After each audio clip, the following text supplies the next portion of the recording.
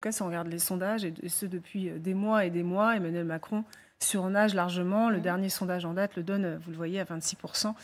Les autres derrière sont dans un mouchoir de poche. Le deuxième tour face à Valérie Pécresse, dans ce sondage-là, il est, ou dans d'autres, c'est quand même, le second tour est serré. Hein. C'est 49-51. Oui, surnage au premier tour. Vous savez ce qu'il faut penser des sondages sur les deuxièmes tours.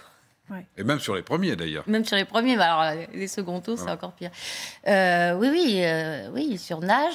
Valérie Pécresse a profité d'une dynamique incontestable quand elle a été élue par les Républicains pour être leur candidate.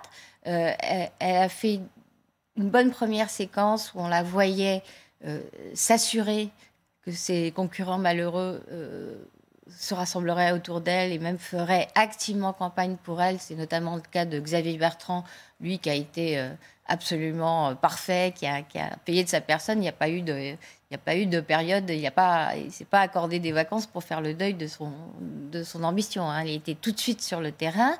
Là, il semblerait, mais je reste très prudente, que ça se tasse un peu pour Valérie Pécresse. Est-ce que c'est la fin de cette dynamique de l'élection?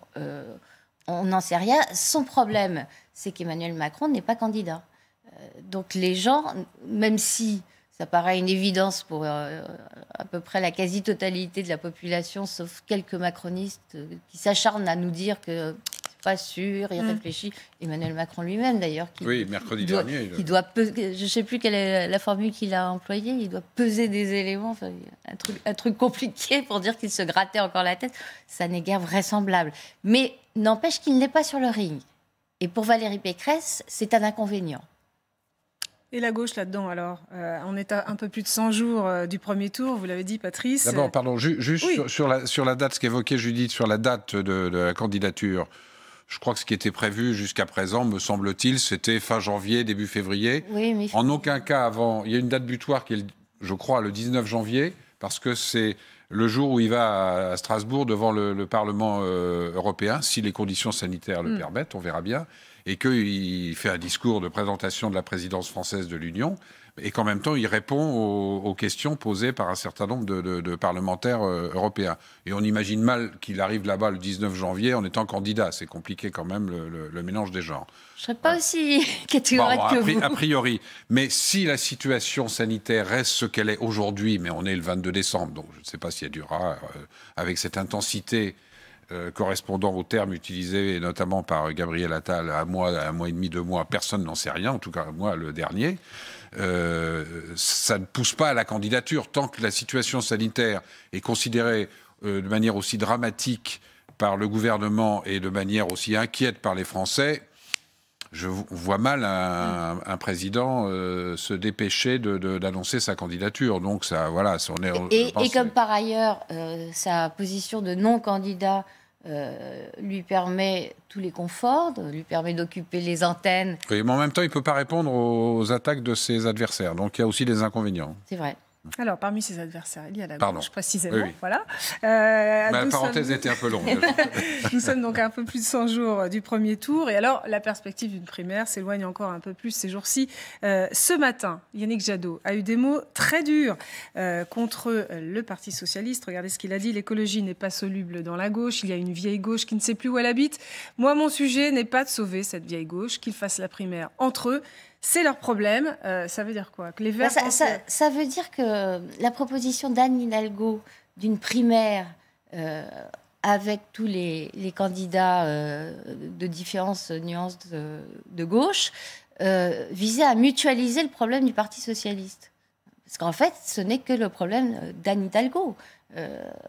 Au-delà du fait de la multiplicité des candidatures, son problème à elle, c'est qu'elle est à 5% des intentions de vote les meilleurs jours. Elle est plutôt en dessous en général. Donc Yannick Jadot ne veut pas qu'on en fasse son problème à lui. Il pense qu'il peut prendre l'ascendance sur le PS? Il pense qu'il peut prendre l'ascendant et à mon avis, il n'a pas tort. Parce que tout ce que fait Anne Hidalgo dans sa campagne, ça va plutôt de mal en pis. Et le suspense qu'entretient Christiane Taubira sur sa propre candidature l'affaiblit encore davantage. Patrice. Il y a un côté un peu surréaliste dans tout ça. Vous citiez Christiane Taubira, qui est une icône de la gauche, grande républicaine, on se souvient de Mariage pour tous, etc. Grande républicaine, je ne le dirais pas comme ça, mais bon. Non, mais grande oratrice. Grande oratrice, oui. Voilà. Bon, alors, elle a une position un peu... Elle est revenue dessus, mais qui reste un peu ambiguë sur la vaccination. Juste petite parenthèse. Simplement, moi, ce qui m'a beaucoup étonné, c'est qu'elle dise, elle a de l'expérience, et donc qu'elle dise, vous connaîtrez ma position le 15 janvier. Alors, le 15 janvier, c'est... pas 2 mois et demi, 2 mois avant l'ouverture de la campagne officielle, quelque chose comme ça. Donc, c'est à ce moment-là seulement qu'on aurait son programme, éventuellement sa décision. Donc, là, je suis d'accord, pardon pour le face-à-face, je suis d'accord avec Judith, c'est une affaire socialo-socialiste, quoi. Voilà. On peut ajouter Montebourg, peut-être. Mais c'est vrai, j'avais pas pensé à lui. Oui. Il n'est pas gentil parce qu'en plus, il est prêt à sacrifier sa candidature. Donc voilà, effectivement, Yannick Jadot se met à sa place. Il a une primaire qui a été assez longue, assez dure. C'est 51-49, même pas, je crois, quelque chose comme ça.